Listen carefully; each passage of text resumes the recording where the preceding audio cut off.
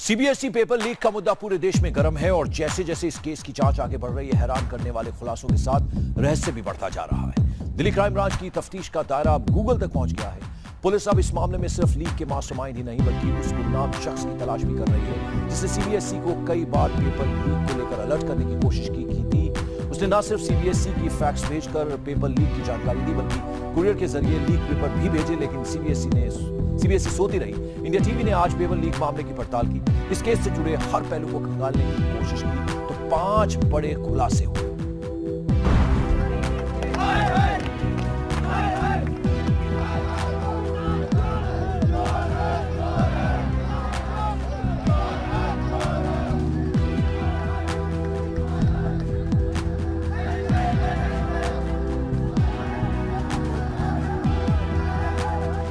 चार mobile numbers में paper leak का सुराग, 10 व्हाट्सएप ग्रुप में लीक का मास्टरमाइंड, 1000 लोगों में लीक गैंग की तलाश,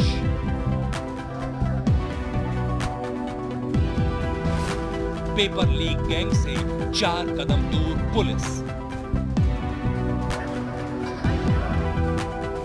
सड़क पर बच्चों की नारेबाजी गूंज रही है, लेकिन जिसे सब मालूम है वो खामोश है।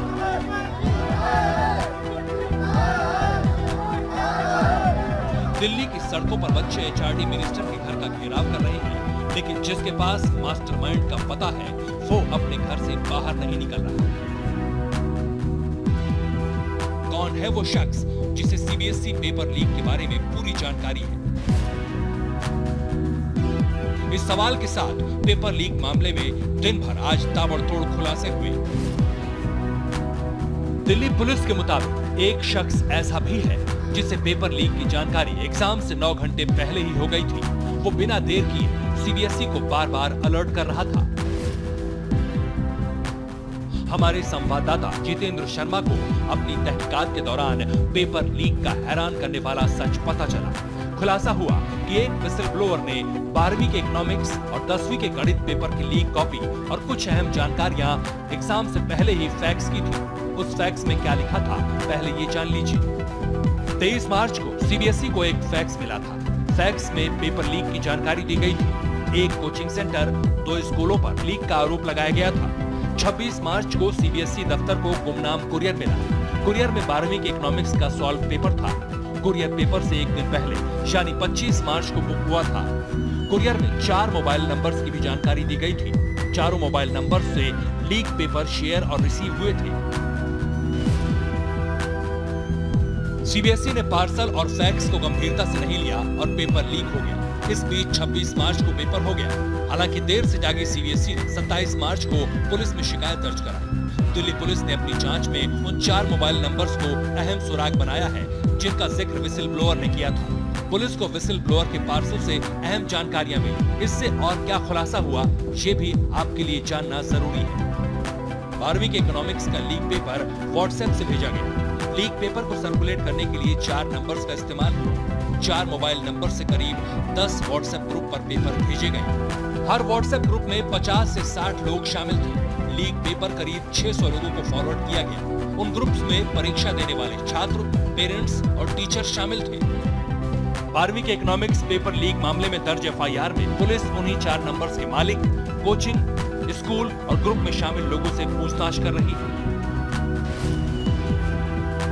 इंडिया टीवी ने इस केस से जुड़े एक और अहम सुराग की तलाश की। इंडिया टीवी संवाददाता अभय पराशर ने चारों मोबाइल नंबर्स को ढूंढ निकाला है जिससे इकोनॉमिक्स के लीक पेपर को ग्रुप में फॉरवर्ड किया गया था।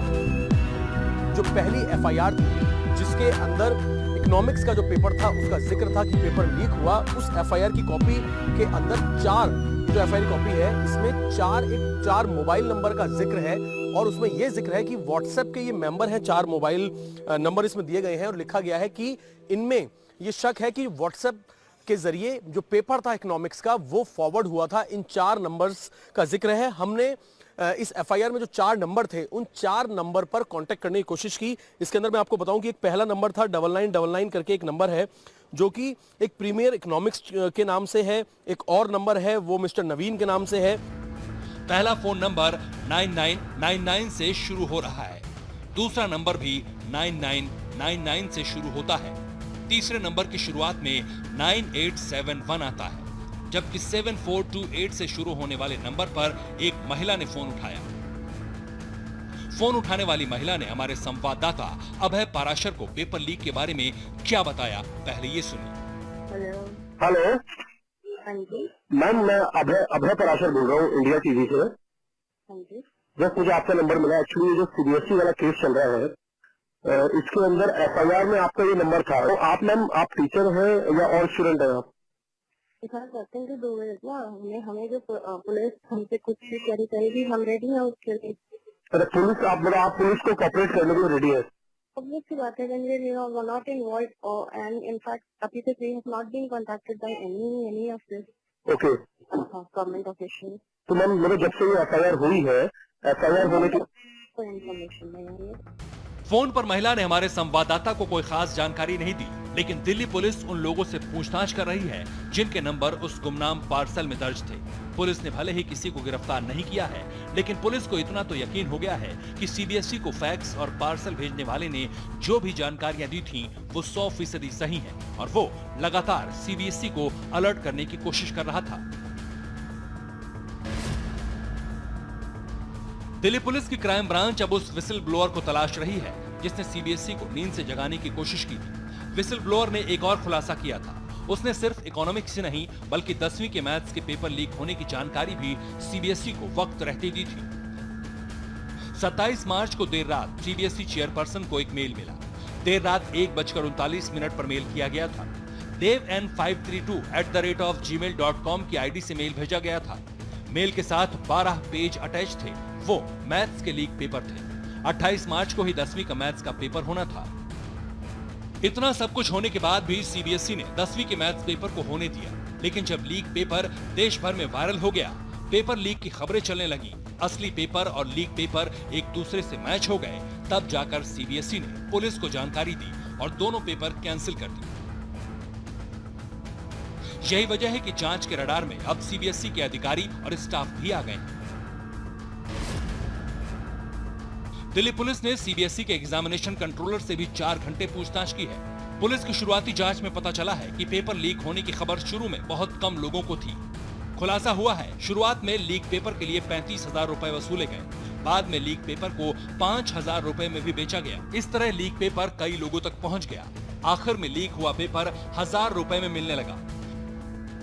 दिल्ली पुलिस को पेपर लीक गैंग के साथ ही उस विसिल ब्लोअर की तलाश है जिसने सीबीएसई को वक्त रहते आगाह किया। पुलिस अब उस विसिल ब्लोअर तक पहुंचने के लिए गूगल से मदद मांग रही है, क्योंकि गुमनाम जीमेल अकाउंट से आया था। पुलिस को उम्मीद है कि मेल जनरेट होने वाले कंप्यूटर का आईपी एड्रेस हासिल करके उस विसिल ब्लोअर तक पहुंचा जा सकता है और पूरे देश के बच्चों, उनके मम्मी पापा की नींद उड़ाने वाले मास्टरमाइंड पर शिकंजा भी कसा जा सकता है। अभय पराशर, जितेंद्र शर्मा, प्रियंका कांडपाल के साथ अतुल भाटिया, इंडिया टीवी, दिल्ली। तो आपने देखा कि कैसे सीबीएसई को किसी ने 3 बार पेपर लीक को लेकर अलर्ट किया था। सीबीएसई नहीं बल्कि दिल्ली पुलिस को पेपर लीक की खबर दी गई थी। दिल्ली के एक ट्यूटर ने पुलिस को सबूत के साथ पेपर लीक होने की इत्तला दी थी। हमारे रिपोर्टर अतुल भाटिया ने उस ट्यूटर को तलाशा और सच जानने की कोशिश की। सुनिए। क्या हुआ था? पूरी घटना आपने पीसीआर कॉल की थी, क्या हुआ था? सर ह्यूमर्स थे कि पेपर लीक हो रहे हैं, मैंने विश्वास नहीं किया था। 10:30 के आसपास में 10 से क्लास रखी थी, मैं ट्यूटर हूँ, मैं पढ़ा रहा था, तो साथ ही साथ बच्चे में उत्साह है कि भैया पेपर लीक हो गया है, तो मैंने उनसे पेपर लिया क्योंकि बहुत ज़्यादा वायरल हो चुका था पहले कि मैंने सोचा इन्फॉर्म कर देता हूँ। ठीक है, मैं सोचा इन्फॉर्म कर देता हूँ कि किसी का अगर पेपर लीक है तो पहले पता चल जाएगा और जो पीछे मेहनत करें उनका कुछ नहीं बिगड़ेगा। तो फिर मैंने सर कॉल किया पीसीआर पे 10:40 के लिए। फिर मेरे पास की 9 क्वेश्चन है, वो भी जो भी हाथ से लिखे हुए थे उनका स्नैपशॉट है सर, शायद ये पेपर कल के पेपर के हैं, तो मैं आपको कैसे फॉरवर्ड करूँ? तो उन्होंने कहा कि आपको कॉल आएगा। तो फिर स्टेशन से मुझे कॉल आया, मुझे बुलाया गया। वहाँ जाके सर मैंने वहाँ पे पेपर दिखाया। पेपर उन्होंने थोड़ा रूडली बिहेव किया, लेकिन कोई नहीं। उसके बाद मैंने वहाँ पे अपनी दिया फ़ोन से जो भी दिया, पेपर दिया। पेपर देने के बाद फिर मुझे 90 और लोग स्टूडेंट एक दिन पहले ही पेपर आ गया था आपके पास? सर हाँ, मैंने जो रिपोर्ट किया था मुझे नहीं पता था कंफर्म पेपर आएगा। आई एम नॉट कंफर्म, मैंने वेरीफाई के लिए सर को दिया था, लेकिन वही पेपर अगले दिन आया था। 9 क्वेश्चन मेरे पास था, लेकिन जैसे जैसे सर ने रिसर्च किया वहाँ पे जो इन्वेस्टिगेशन हुई उसके बाद और पूरा पेपर आ चुका था सर के पास, मतलब ऐसा ही सर के पास पूरा पेपर आ चुका था। तो वही पेपर आया बाद में? सर हाँ, क्योंकि मैं तो सर घर जाते सो गया था। 2:30 बजे जब मुझे बुलाया गया तो मुझे पता चला कि पूरा पेपर वही है। सर ने मुझे बताया कि पूरा पेपर वही है। तो फिर मैंने कहा सर आगे प्रोसेस क्या है, तो ये बात है, पूरा पेपर वही था। सीबीएसई पेपर लीक मामले में शिक्षा सचिव ने री एग्जाम का ऐलान कर दिया है। 12वीं के लीक हुए इकोनॉमिक्स के री एग्जामिनेशन 25 अप्रैल को होगा, जबकि 10वीं की परीक्षा पर फैसला अभी आना बाकी है। सीबीएसई दोबारा एग्जाम की तैयारी में है, तो वहीं छात्र एग्जाम न देने की जिद पर है।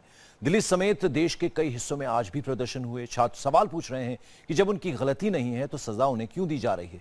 बच्चों की नारेबाजी के बीच आज कांग्रेस और एनएसयूआई ने भी प्रदर्शन किया। कांग्रेस अध्यक्ष भी लगातार पीएम पर तंज कस रहे हैं। बंद करो भाई, बंद करो, फर्जीवाड़ा बंद करो।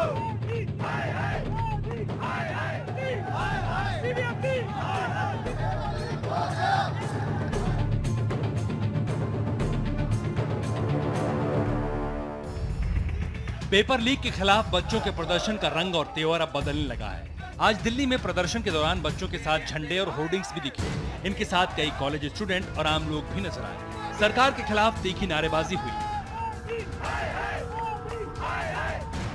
सीबीएसई पेपर लीक अब सियासी मुद्दा बन चुका है। यही वजह है अब सड़क पर बच्चों के साथ दिल्ली कांग्रेस का स्टूडेंट विंग भी उतर आया है। दिल्ली में आज एनएसयूआई के कार्यकर्ताओं ने प्रदर्शन किया और एचआरडी मिनिस्टर के घर की तरफ कूच किया।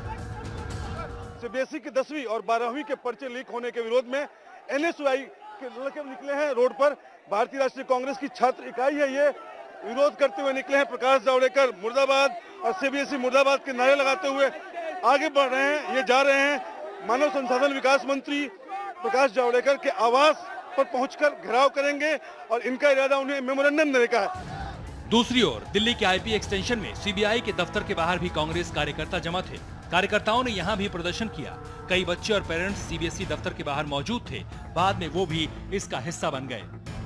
सीबीएसई के पेपर लीक हो जाने के बाद जिस तरीके से सीबीएसई ने मैथमेटिक्स का और साथ ही 12th का इकोनॉमिक्स का पेपर कैंसिल किया, उसको लेकर स्टूडेंट्स में, उनके पेरेंट्स में और साथ ही अपोजिशंस में भी सीबीएसई के खिलाफ, सरकार के खिलाफ काफी गुस्सा देखा जा रहा है। और इसी गुस्से को निकालने के लिए इस वक्त दिल्ली प्रदेश कांग्रेस कमेटी के कार्यकर्ता आईपी एक्सटेंशन में सीबीएसई के दफ्तर पर पहुंचे और उनके साथ बड़ी संख्या में यहाँ पर वो छात्र भी मौजूद हैं जिन्होंने हाल ही में 10th और 12th के एग्जाम दिए हैं।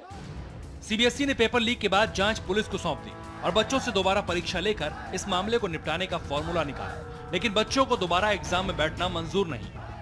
मैं नहीं चाहता पेपर ऐसा कैंसिल होना चाहिए। मैं चाहता हूँ पेपर दोबारा नहीं होना चाहिए। हमारी क्या गलती, हमने तो अपने हिसाब से पढ़ा था ना, हमने तो एग्जाम अपने पूरे उसमें दिया है ना। हमारी गलती थोड़ी दोबारा पेपर हो रहा है। अब दोबारा पेपर थोड़ा स्ट्रेट भी आ सकता है, थोड़ा हार्ड भी आ सकता है, और उसमें हमने अपना पेपर इतना अच्छा करा है, बार बार दोबारा देना पड़ेगा। तो जरूरी नहीं है जो हमने पढ़ा था वही वाला क्वेश्चन दोबारा है। हमारी मांगे यही है कि हम दोबारा पेपर नहीं देना चाहेंगे।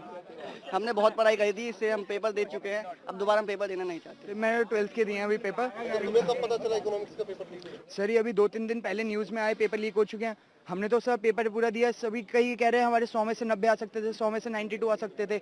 अब बाकी हमने तो पूरी मेहनत करी। अब नेक्स्ट पेपर आएगा, सभी यही कह रहे हैं कि काश इस पेपर में अगर कॉम्प्लिकेटेड आया या कुछ चेंजेस आए ऐसे जो हम नहीं कर पाए, तो सर हमारे लिए तो घाटा है। अब जिन्होंने पैसे दिए उनको तो दोबारा लीक हो सकता है, उनको क्या है।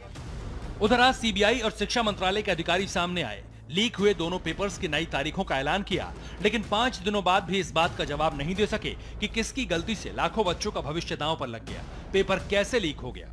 अभी इस पर प्रीमेच्योर होगा ये कहना कि किसकी रिस्पांसिबिलिटी है।